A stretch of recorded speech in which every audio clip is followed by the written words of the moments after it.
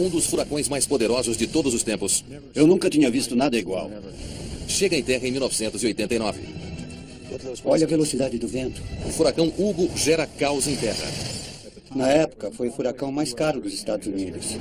Enquanto está no ar, Não consigo baixar a asa esquerda. A mãe natureza pegou meu avião. Não force. a tempestade está destruindo um avião de pesquisas do governo. Já estava aguentando demais. Estamos perdendo 3. Eu não acredito. O 13 está em chamas. Mais potência. O piloto perdeu o controle da aeronave. É só o que vai dar. Começamos a mergulhar. Precisa mais. Achei que ia morrer.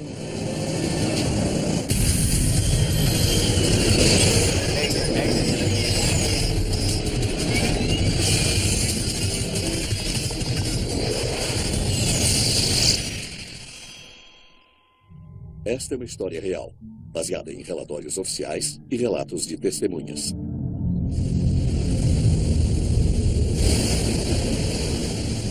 O mundo acompanha o furacão Hugo cruzando o Atlântico.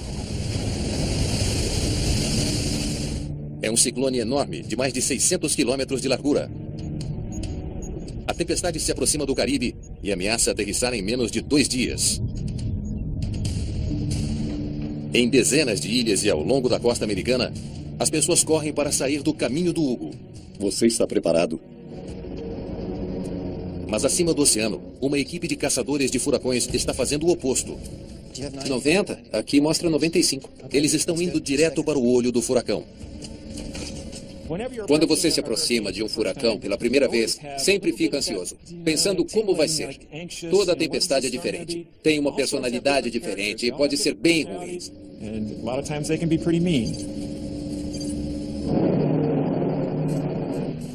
40 minutos. Aproveite o sol enquanto dá. Entendido, aproveitando o sol.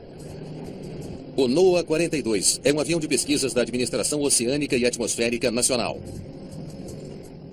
Tínhamos a nata de cientistas de furacões a bordo, alguns dos mais experientes do mundo. Ao entrar na tempestade, os cientistas a bordo podem medir a velocidade do vento, temperatura e pressão, dados valiosos para ajudar a prever o caminho do Hugo e salvar vidas. Jeffrey Masters é o diretor de voo do NOAA 42. Minha tarefa é levar o avião para o olho. Então digo ao piloto para virar a 10 graus à esquerda ou mudar sua rota. Jerry, vamos seguir 070 até chegar mais perto. Eu dava comandos ao piloto e estudava os ventos para ter certeza de estar indo para o olho. Virando para 070. Valeu, Jeff. Quem está nos controles é Jerry McKim. Piloto da Marinha por 20 anos, ele já pilotou em 4 furacões doidos. As pessoas acham que somos doidos por entrarmos em furacões, mas nenhum de nós quer morrer. Não queremos nos ferir. É o nosso trabalho. O que acha da velocidade? Vamos entrar direto. Continue a 250 nós. O comandante do voo é Lowell Genslinger, um dos mais experientes pilotos de furacão do mundo. Era a minha 13ª temporada. Essa penetração foi a de número 249. Desde que os voos de reconhecimento de furacões começaram na década de 40, 2 tripulações norte-americanas foram perdidas. 70 pessoas mortas. É preciso ser alguém que se arrisca por aí. Nem todos querem fazer isso. A equipe do NOAA decolou de Barbados num turbohélice Orion P3. Ele tem o poder para penetrar a pior das tempestades. É um avião resistente. Tem asas curtas e 4 motores enormes. É muito poderoso, parece um tanque. Ele aguenta turbulência e tudo mais e continua funcionando. É um bom avião. Os P3 são laboratórios voadores e têm mais de 10 milhões de dólares em equipamentos climáticos. Conseguem a melhor imagem do clima que se pode obter no ar. A 45 minutos da tempestade, o NOAA 42 está voando a menos de 1.000 metros de altitude. O cientista Frank Marks monitora o seu radar enquanto se prepara para a missão. Estávamos voando e temos uma boa perspectiva de radar. O olho estava bem óbvio e estávamos concentrados no chamado experimento de energia do furacão. O objetivo era estudar a interação da tempestade com o oceano e, para isso, é preciso voar bem baixo sobre o mar. A missão requer que o avião desça a apenas 450 metros acima da água antes de entrar na tempestade. 30 minutos atrás do NOAA 42. Um C-130 da reserva da Força Aérea também se dirige para a tempestade. Vire à esquerda na rota Hugo, direção 066. Será difícil de não ver. Robert Katz é o navegador. Nos disseram que era um furacão enorme. Isso sempre é enervante e emocionante ao mesmo tempo. Os aviões trabalharão juntos dentro da tempestade para obter uma imagem mais completa da força do Hugo para poderem medir o seu perigo quando aterrissar. Se mantivermos essa direção, deverá ser uma reta. Fomos a primeira aeronave a entrar na tempestade. Isso sempre é perigoso, porque o único jeito de saber a força de um furacão é entrar nele. No Centro Nacional de Furacões, em Miami, Miles Lawrence também está de olho no Hugo. Ele precisa saber qual tipo de alerta emitir para aqueles que moram no caminho da tempestade. Eu estava ocupado no centro de furacões, fazendo o levantamento de dados nos mapas, inserindo no computador e tentando fazer uma previsão. Os furacões estão entre as forças mais destrutivas da natureza, causando bilhões de dólares em danos. Desde 1983, eles tomam uma média de 47 vidas por ano. Você pode olhar para a imagem do satélite e ver que tem alguma coisa acontecendo. Sabíamos disso, mas seria tão forte? Nós não sabíamos, não de olhar para a foto do satélite. Temos de ficar de olho neste. Vamos entrar, olhar e ir para casa. Esse é o plano. Enquanto voam, o NOAA 42 transmitirá feixes de dados do clima para o centro de furacões. Existe um link de dados com um satélite. A cada 30 segundos, ele tira uma foto do que estamos vendo nos instrumentos para que possam ver o progresso da tempestade. Eles se preparam para a descida. Droga! Um instrumento crucial falha. O radar da barriga pifou. Aqui, olha o painel. A equipe conta com 2 radares de bordo para ajudar a guiar o voo pela tempestade. E o mais importante falhou. Jeff, estamos na direção certa? Sem o radar na parte de baixo da fuselagem, a tripulação voa parcialmente às cegas. Aguarde, Lowell, o radar da barriga pifou. Tem um radar no nariz. É um radar de banda C, como o radar da barriga, mas não tão potente quanto ele. Vou subir. O do nariz não era de longo alcance e não dava para ver a parede do olho com ele. Estou tentando resolver. Vou falar com o chefe, ok?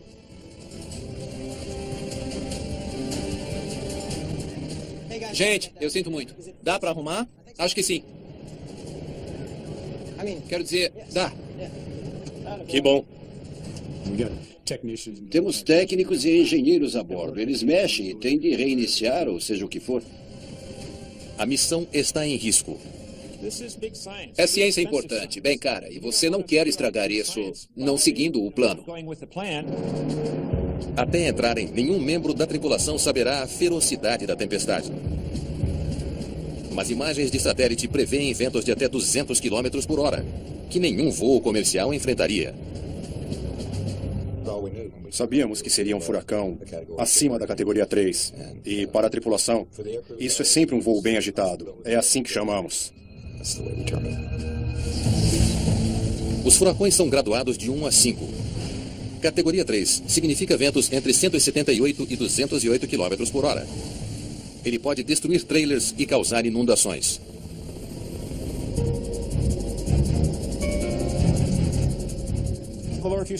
O radar da barriga estava pifado há 20 minutos e voamos em círculos por esse tempo, esperando que consertassem. E não íamos esperar mais. Havia um limite de combustível para a missão. Legal, ótimo. Hugo, é bom tê-lo de volta. Os reparos estão completos a bordo. Lowell, o radar está bom. Eu sabia que você conseguiria. Sem mais desculpas, vamos entrar lá. Jeffrey rapidamente avalia a situação dos ventos. A força da tempestade aumentou. Observei os números nos painéis. Os ventos aumentavam e pensei, isso não é bom. É bem mais forte do que um furacão de categoria 3. Em solo, meteorologistas também veem sinais de que os ventos do Hugo estão ganhando força. Que força vai ter? Vai chegar a 5? Os ventos vão chegar a 240 ou vão parar em 210? Eu não fazia ideia. Ele vai causar dano se aterrissar. Quando chega perto do furacão Hugo, a tripulação do NOAA 42 se prepara para sua missão. Alguém tem alguma objeção? Eu não. Nem eu. Lá vamos nós. Eles planejam voar pela tempestade a 450 metros acima do mar. Num furacão, os ventos são mais fortes no nível mais baixo, chamada limítrofe planetária. Então, nessa altitude, está no nível em que os ventos estão mais fortes. São 450 metros. 1.200 metros. A baixa altitude é um lugar ideal para estudar a tempestade. Mantenha firme. Mas também é um lugar perigoso para se voar. 900. Quanto mais baixo na tempestade, mais violenta ela é. A 6.000 metros, ainda forte e violenta. Mas nem tão forte ou violenta quanto a 300 ou 500 metros. Você não tem uma grande margem de erro a 450 metros no furacão. Você encontra ventos descendentes que podem fazer você descer a 500 metros ou 300 metros. E o piloto não pode fazer nada. Lowell, estamos derivando. O radar ajuda Jeffrey a guiar o avião através do vento. Vamos mais 10 graus para a esquerda.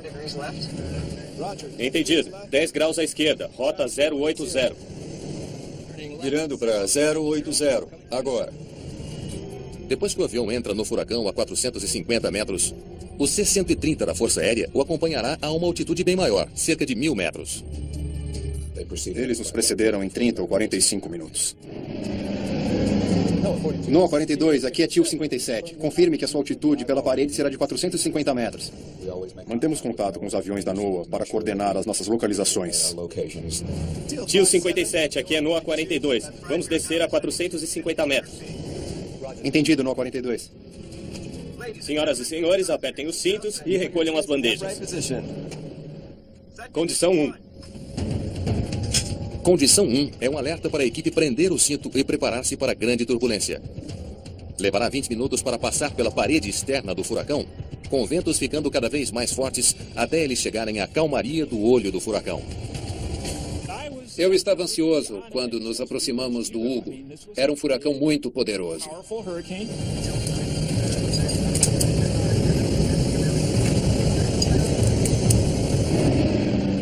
O NOAA 42 penetra os limites da tempestade.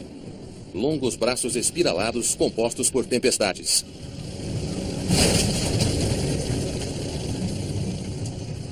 Será bem agitado. Na hora fica escuro e você começa a ouvir o som da chuva na fuselagem. As janelas são atingidas pela chuva e dá para ver a ponta da asa ir para cima e para baixo, mas não dá para enxergar longe. Você está dentro de um casulo. Nossa! Foi violento. Estávamos sendo sacudidos até antes de entrar na parede do olho. Não a ponto de perder o controle, mas era muita turbulência. Lowell se une a Jerry nos controles. 2 contra 1. Agora é justo. Os controles são conectados de modo que quando um cara vira à esquerda, o outro cara já está junto. Então é um esforço combinado para manter as asas niveladas e tomar cuidado com a inclinação. Não se vê nada. Você não tem a referência do solo nem do céu. Está voando por instrumentos dentro do avião. Olhando para os horizontes artificiais, os medidores de velocidade, de altura, qualquer ferramenta que tiver na cabine que vai orientar você. Os ventos fortes empurram o avião de lado. Para vencer o vento e voar reto pela tempestade, os pilotos devem manter o avião virado para a esquerda, num ângulo agudo.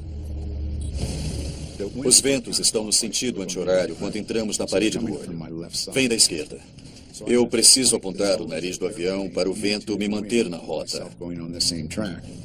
É uma hora intensa na cabine. Estamos a pelo menos 45 graus de lado, ou voando a 45 graus fora do nosso centro. Você tem de esquecer para onde está apontando o avião.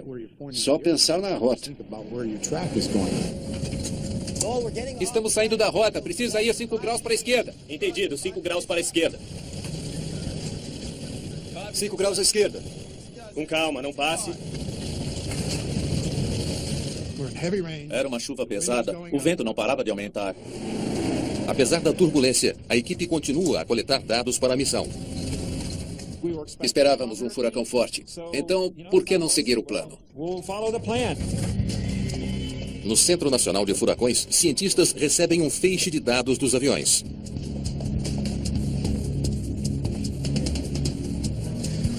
Olha a velocidade do vento. Ele revela um aumento nos ventos e queda de pressão dentro do Hugo. Um sinal garantido de que a tempestade está piorando. Essa tempestade vai piorar. Nós estávamos pensando em categoria 2 ou categoria 3 e agora era quase categoria 5. A bordo do NOAA 42, Jeffrey Masters chega à mesma conclusão. Espero estar enganado. Espero mesmo. Só houve um furacão categoria 5 na história tão para o leste assim. E eu nunca estive num furacão tão forte e numa altitude tão baixa. Um furacão é classificado como categoria 5 se tem ventos de 252 km por hora ou mais. Quando aterrissa, pode arrancar prédios de suas fundações. Voar em segurança através de um deles é o maior teste de um piloto. Eu quero descer. Mas Jerry sabe que voltar não é uma opção. Não fazemos retornos. Quando decidimos, entramos. Em ventos cruzados tão fortes, tentar fazer uma curva pode mandar o avião para a água. Precisei apontar o nariz mais para a esquerda, porque os ventos ficavam cada vez mais fortes. Deixe o avião descobrir onde quer estar. Estou tentando, mas ele não sabe o que quer. De repente, o avião começa a virar perigosamente para a direita. Eu nunca tinha passado por nada assim. O som era altíssimo e vibrava muito. O avião todo tremia. Achei que seria nosso fim. Estou tentando mexer o leme, mas eu não consigo. Não consigo baixar a asa esquerda. Não posso. Olhei para o Lowell e ele fazia a mesma coisa. A turbulência repentina espalha equipamentos pesados pela cabine. Nosso bote salva-vidas de 100 quilos se soltou. Aguentem aí, gente. Facas e garfos da cozinha estavam voando. Era uma situação muito perigosa. Estávamos no ângulo descendente. E no segundo seguinte, a luz de alerta do motor, número 3, acendeu. Estamos perdendo o 3. Eu não acredito. O número 3 está pegando fogo. Lembro que era a sensação de estar numa batalha e levar tiros. Você pode morrer. Opções? Não muito. Com o motor em chamas, eles perdem altitude rápido. Saía do escapamento, as chamas se estendiam muito. Precisamos desligá-lo. E se não desligarem o motor rápido, as chamas podem envolver o avião inteiro. Alavanca de desligamento de emergência. Puxar a alavanca priva o motor de combustível e extingue as chamas. Mas a perda de um motor os deixou num ângulo perigoso e eles ainda estão perdendo altitude. Mais potência. A velocidade do ar aumentava porque estávamos descendo e o avião estava à potência máxima. Estava complicado. Mais potência. É só o que vamos ter. Estamos no limite. Não basta. O piloto perdeu o controle da aeronave. Começamos a mergulhar na direção do oceano. De repente, bam!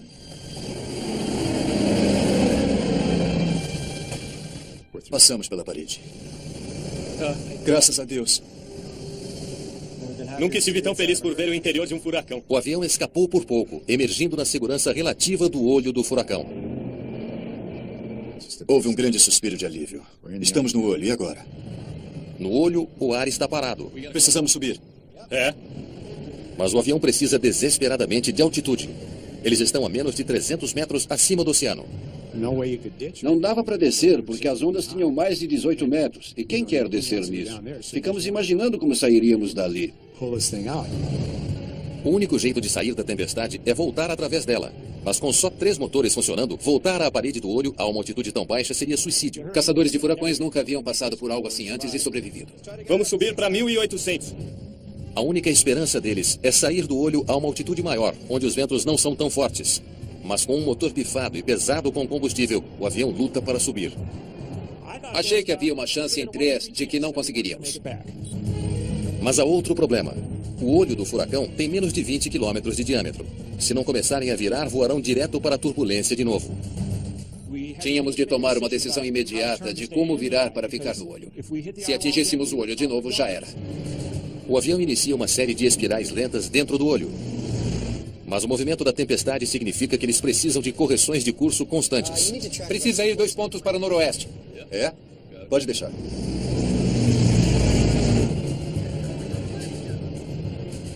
Bela pilotagem. Um furacão como esse sacode. Ele não vai em linha reta. Toda vez que fazíamos um círculo, ele se movia. Você acha que um furacão vai se mover numa só direção, que vai reto, mas ele sacode. Todos estão inteiros? Quase. Você olha em volta e vê um estádio gigante. Vê as nuvens girando devagar e tem uma marcha sinistra de nuvens à sua volta. E agora? Esperamos a cavalaria? Por mim, ótimo. A estratégia ganha tempo para eles pensarem no que fazer a seguir. A única coisa é que não sabíamos como o avião estava em termos de problemas estruturais. E não havia o que fazer em relação a isso. Eles também não sabem se Hugo vai piorar. Se os ventos na parede do olho continuarem aumentando, o NOAA 42 pode ficar preso sem ter como sair. Quando um furacão passa por seu ciclo de intensificação rápida inicial, como o Hugo, às vezes ele pode concentrar seus ventos numa área muito pequena em torno do olho. A única esperança deles é o avião da Força Aérea que ainda se aproxima da tempestade. NOAA 42, aqui é TIL 57. Temos uma emergência, perdemos o motor. A primeira coisa que o NOAA 42 nos disse é que tinha uma emergência e haviam perdido um motor. E houve um silêncio no nosso avião. E eu me lembro de olhar para os pilotos. Eles olharam para nós e todos pensaram: ah, não.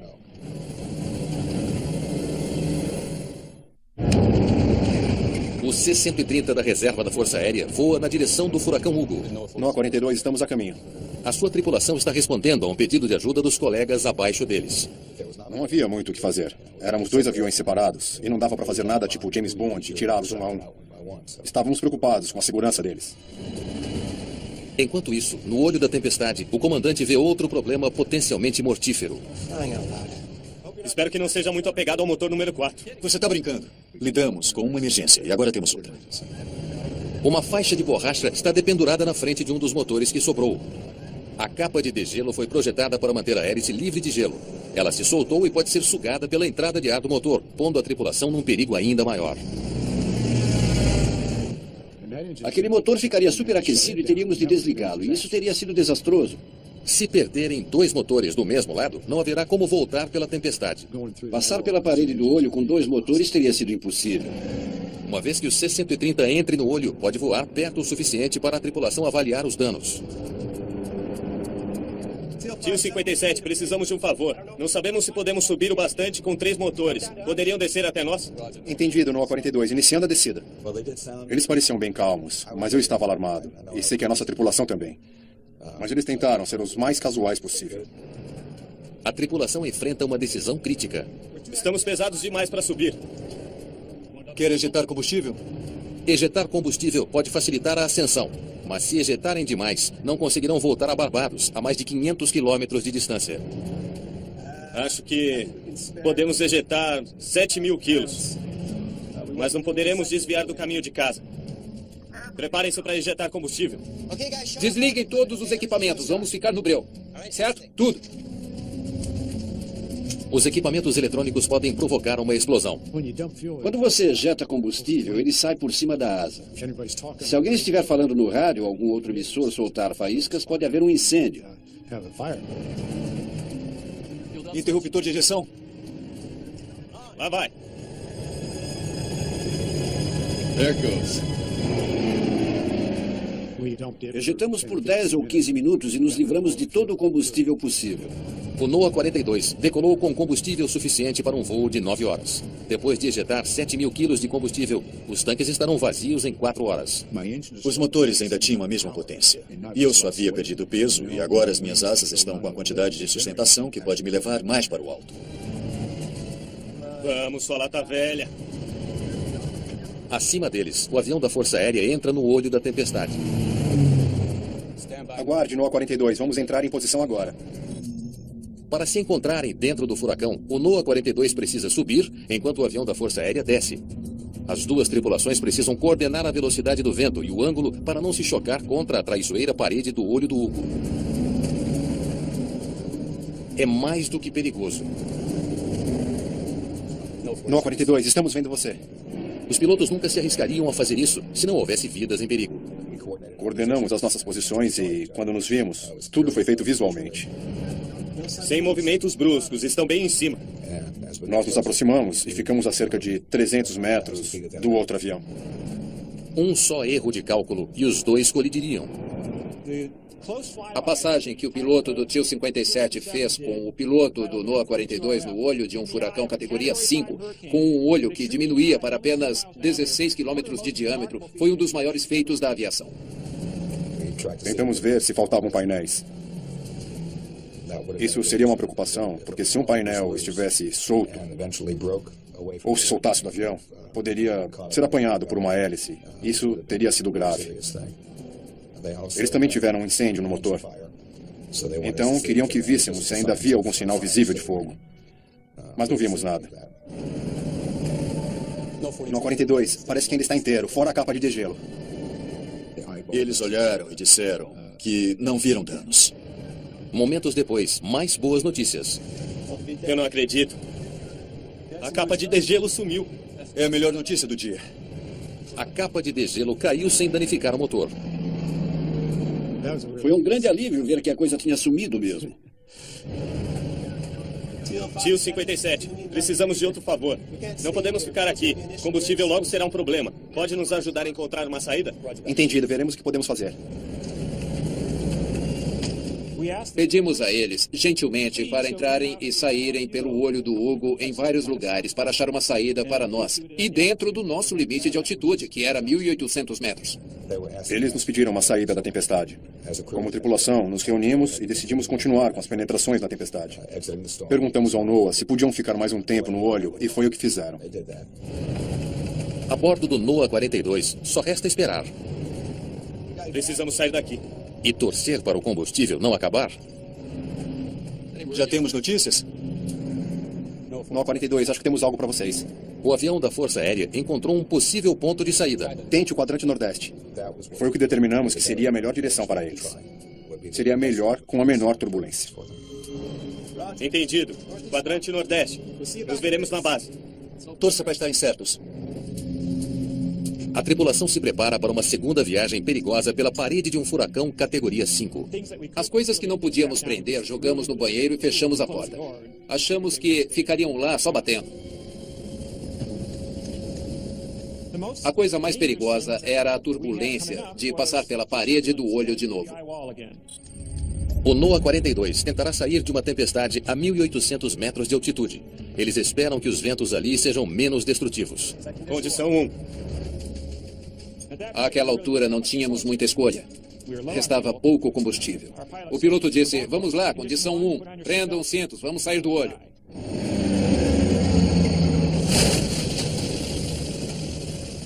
Não tínhamos certeza de que não haveria uma pane e cairíamos no Atlântico. Teríamos de passar pela chuva e pelas partes externas do furacão.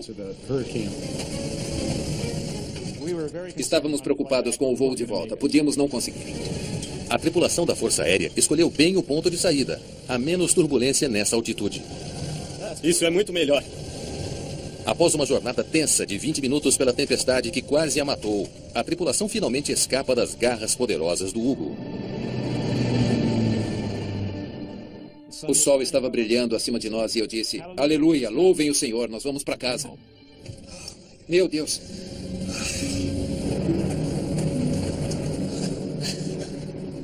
Que dia. Na minha opinião, foi perto demais. Tu-57. Estamos fora e... acho que lhe devemos uma. Após a experiência apavorante, Jerry McKim e Lowell Genslinger levam o seu avião e todos a bordo em segurança para Barbados. Acho que foi só em casa que a ficha caiu sobre o que passamos. Agora cabe ao piloto da NOAA e oficial de segurança, Terry Leyden, investigar por que uma equipe de caçadores de furacões habilidosos quase foi morta trabalhando. Há muito risco e pode se repetir se você não descobrir o que houve. A primeira coisa é desmontar o motor.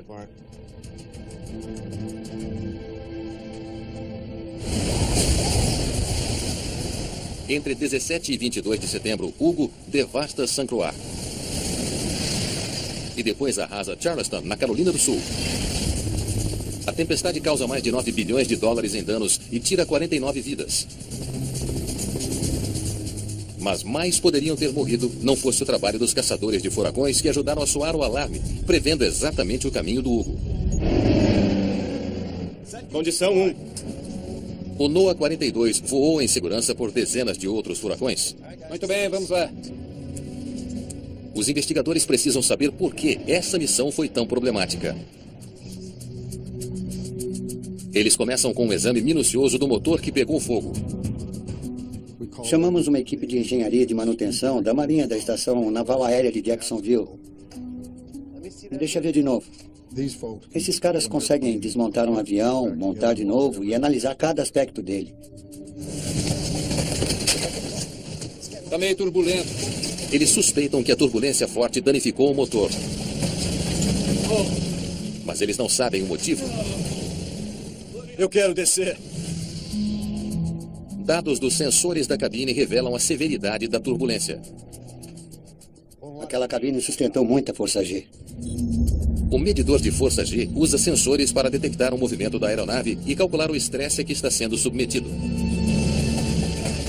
Não consigo baixar a asa esquerda. Não force. As forças G estão entre as mais potentes registradas em qualquer furacão e muito além do que o avião foi projetado para suportar. O P3 suporta até 3,5 GS positivos e 1 G negativo. O medidor de GS registrou estresses de 5,8 GS positivos e 3,7 GS negativos. Mas a questão permanece. A turbulência violenta causou o incêndio do motor? Os investigadores descobrem uma resposta inesperada. Não teve nada a ver com a tempestade. A turbulência não foi um fator no incêndio. Eles determinaram que a unidade de controle de combustível foi o problema. Um sensor quebrado não conseguiu regular adequadamente a quantidade de combustível fluindo para o motor. Registros da Marinha revelam que o mesmo problema foi relatado em outros aviões. E a Marinha tem um histórico desse tipo de problema. Quando o sensor falhou, injetou combustível demais no motor, fazendo com que pegasse fogo. Estamos perdendo o 3. Eu não acredito. Foi só uma coincidência infeliz que a falha tenha acontecido neste voo. Pode ter acontecido na decolagem, caminho do furacão. Precisa desligá-lo. Vai. Pode ter acontecido a qualquer hora. O incrível é que aconteceu na pior hora possível. Alavanca de desligamento de emergência.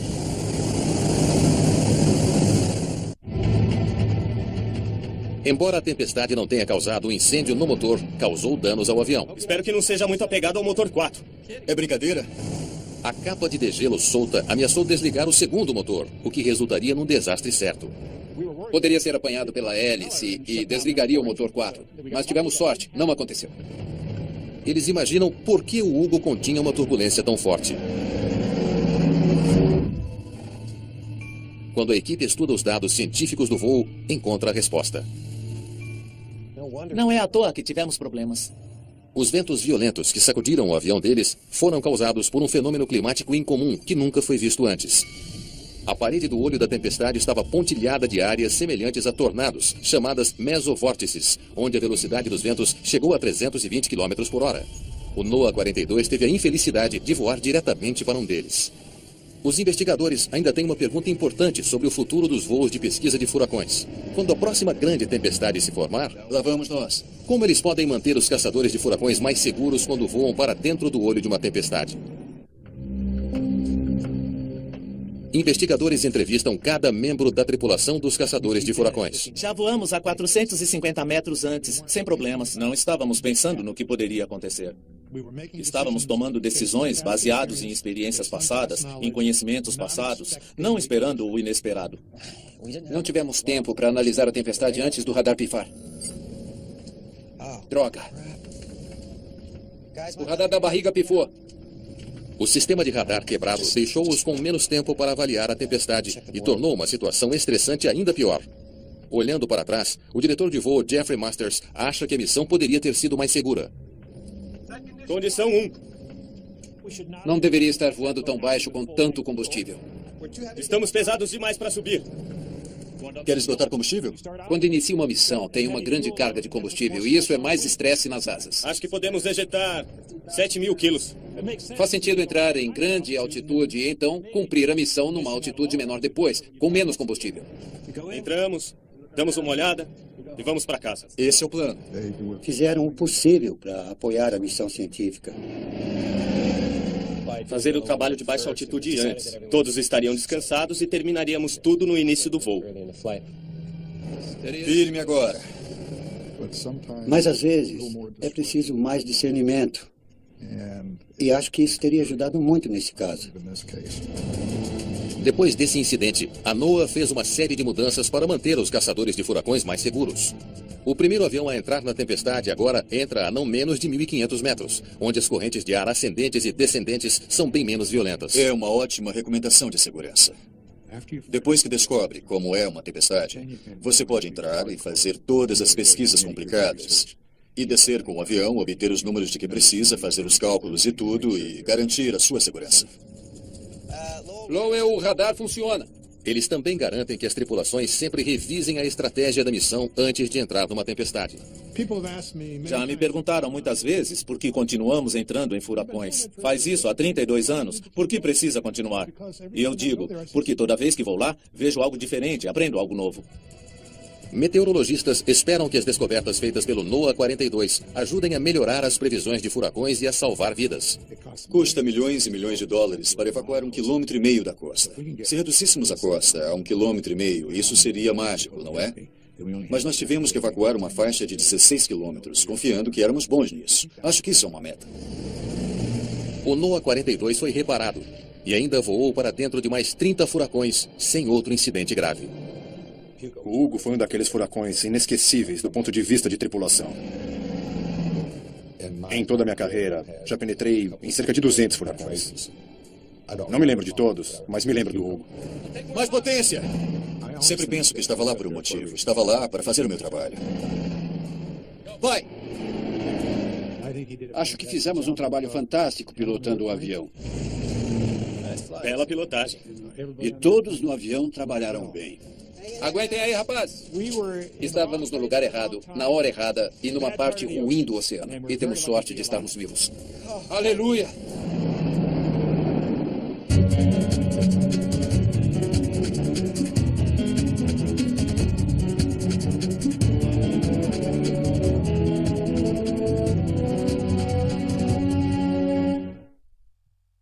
Aproxima do Caribe e ameaça aterrissar em menos de 2 dias. Em dezenas de ilhas e ao longo da costa americana, as pessoas correm para sair do caminho do Hugo. Você está preparado? Mas acima do oceano, uma equipe de caçadores de furacões está fazendo o oposto.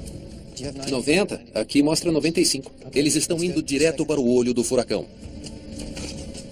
Quando você se aproxima de um furacão pela primeira vez, sempre fica ansioso, pensando como vai ser. Toda tempestade é diferente, tem uma personalidade diferente e pode ser bem ruim.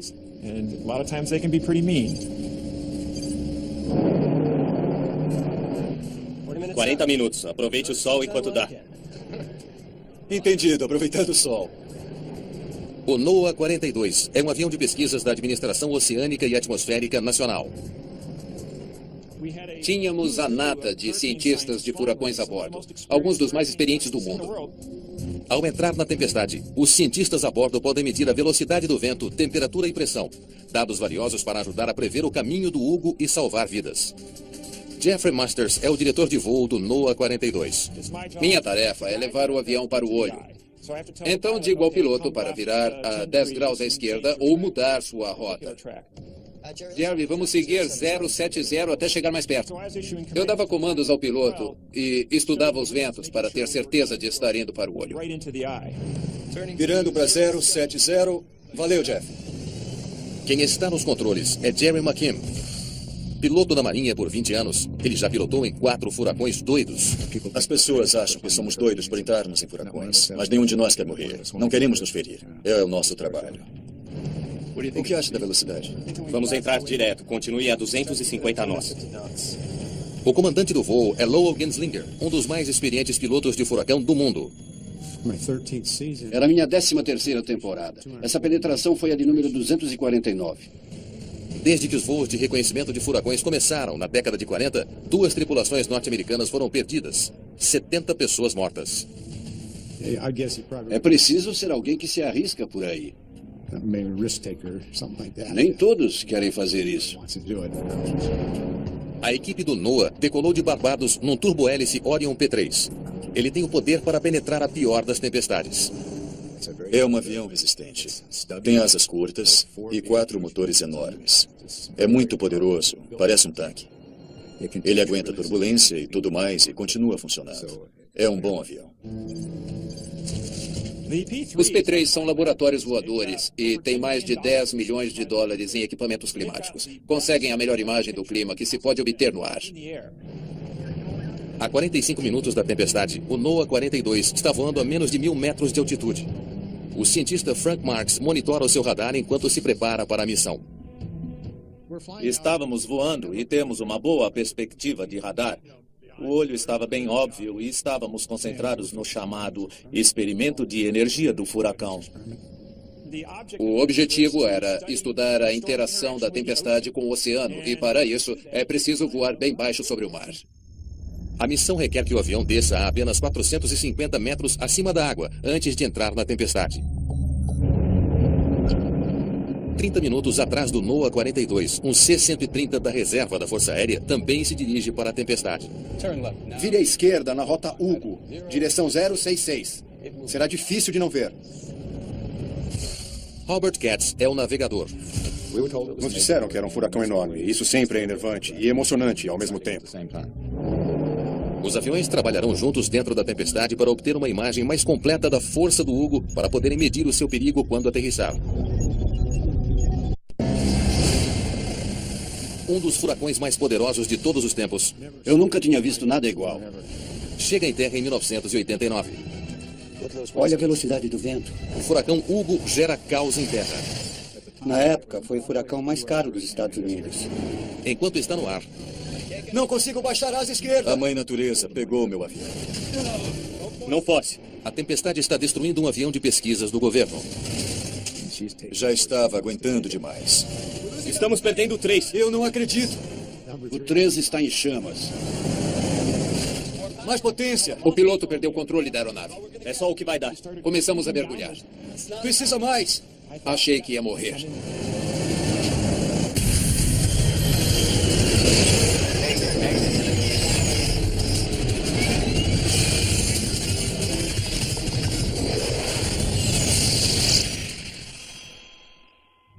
Esta é uma história real, baseada em relatórios oficiais e relatos de testemunhas.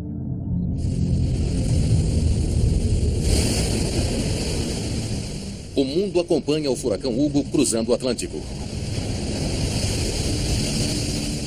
É um ciclone enorme, de mais de 600 quilômetros de largura. A tempestade se... Se mantivermos essa direção, deverá ser uma reta. Fomos a primeira aeronave a entrar na tempestade. Isso sempre é perigoso, porque o único jeito de saber a força de um furacão é entrar nele. No Centro Nacional de Furacões, em Miami, Miles Lawrence também está de olho no Hugo. Ele precisa saber qual tipo de alerta emitir para aqueles que moram no caminho da tempestade. Eu estava ocupado no centro de furacões, fazendo o levantamento de dados nos mapas, inserindo no computador e tentando fazer uma previsão. Os furacões estão entre as forças mais destrutivas da natureza, causando bilhões de dólares em danos. Desde 1983, eles tomam uma média de 47 vidas por ano. Você pode olhar para a imagem do satélite e ver que tem alguma coisa acontecendo. Sabíamos disso, mas seria tão forte? Nós não sabíamos, não de olhar para a foto do satélite.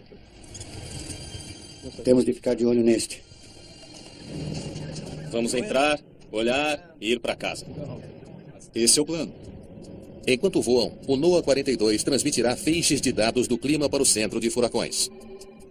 Existe um link de dados com um satélite.